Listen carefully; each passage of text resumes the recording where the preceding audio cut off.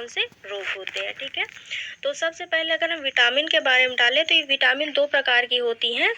एक है जो वसा में घुलनशील होती हैं और दूसरी है जो जल में घुलनशील होती हैं। तो वसा में जो घुलनशील है वो है ए, डी, ई और के।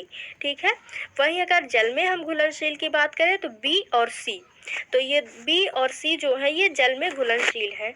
तो सब याद करने से बेहतर है आप केवल दो का याद रखिए कि जल में घुलनशील बी और सी है, और बाकी जितने भी बचे वो वसा में घुलनशील है। ठीक है, अब आगे देखते हैं।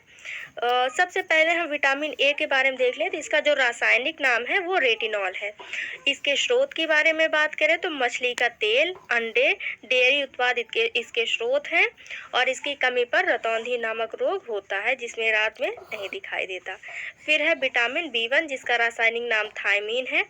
इसके जो स्रोत हैं वो है साबुत अनाज, मेवे और दालें, और इसकी कमी पर बेरी बेरी रोग होता है, बी से बेरी बेरी। ठीक, फिर उसके बाद है B2 जिसको राइबोफ्लेविन जिसका केमिकल नाम है, और इसके जो स्रोत हैं वो है डेयरी उत्पाद, अंडे, हरी पत्तेदार सब्जियां, और वहीं इसकी कमी से कौन से रोग होता है तो धीमी वृद्धि और आंखों में जलन इसकी कमी से होता है।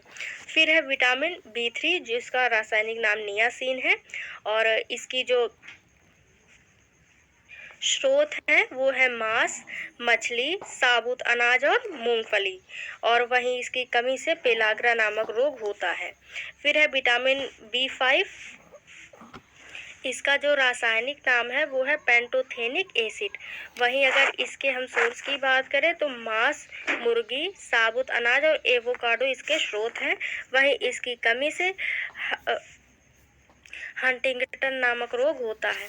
वहीं अगर हम विटामिन B6 की बात करें तो इसका जो रासायनिक नाम है वो है पायरिडॉक्सिन, और इसके स्रोत है केला, मुर्गी, मछली और आलू, और इसकी कमी से त्वचा में सूजन हो जाता है। ठीक है, जिसको डर्मेंटाइटिस बोलते हैं। फिर है विटामिन B7 जिसका रासायनिक नाम बायोटीन है। इसके स्रोत अंडे, मेवे और बीज हैं, और इसकी कमी से बाल झड़ना और त्वचा की समस्याएं होती हैं। फिर है विटामिन B9, और इसका जो रासायनिक नाम है वो है फॉलिक एसिड।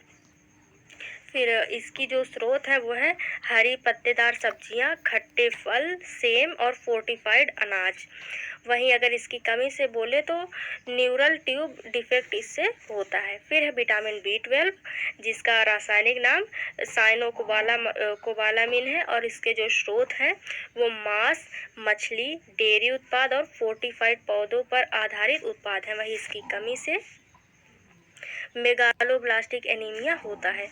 तो यहाँ पे अगर आप ध्यान देंगे तो जो विटामिन B6 मतलब विटामिन बी है इसमें विटामिन B4 नहीं है। यहाँ देखिए इसमें विटामिन B4 गायब है। उसके बाद इसके साथ में 4 दूना 8 होता है, तो विटामिन B8 भी गायब है, और इसके साथ ही विटामिन B11 भी नहीं है। तो ये 1 से 12 तक है, लेकिन 3 चीज़ें इसमें गायब है, तो vitamin B4, vitamin B8, vitamin B11। ठीक, तो ये नहीं होता इसीलिए ये गायब है। ठीक है, बाकी और सभी होते हैं। फिर है विटामिन सी जिसके जो स्रोत हैं वो है साइट्रस फल, स्ट्रॉबेरी, बेल, मिर्च और ब्रोकली।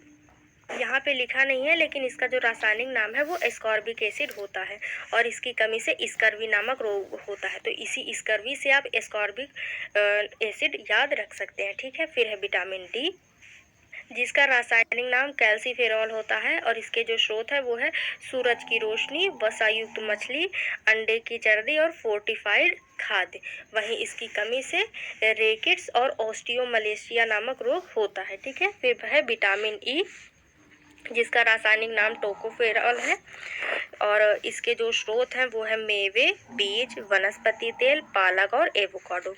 वहीं इसकी कमी से हृदय समस्याएं, हीमोलाइसिस और बांझपन होता है। वहीं विटामिन के की बात करें तो इसका जो रासायनिक नाम है वो फिनोपिनॉन है, और इसके जो स्रोत हैं वो है हरी पत्तेदार सब्जियां, ब्रोकली और सोयाबीन, और उसकी जो कमी से हैमरेज नामक रोग होता है कि अगर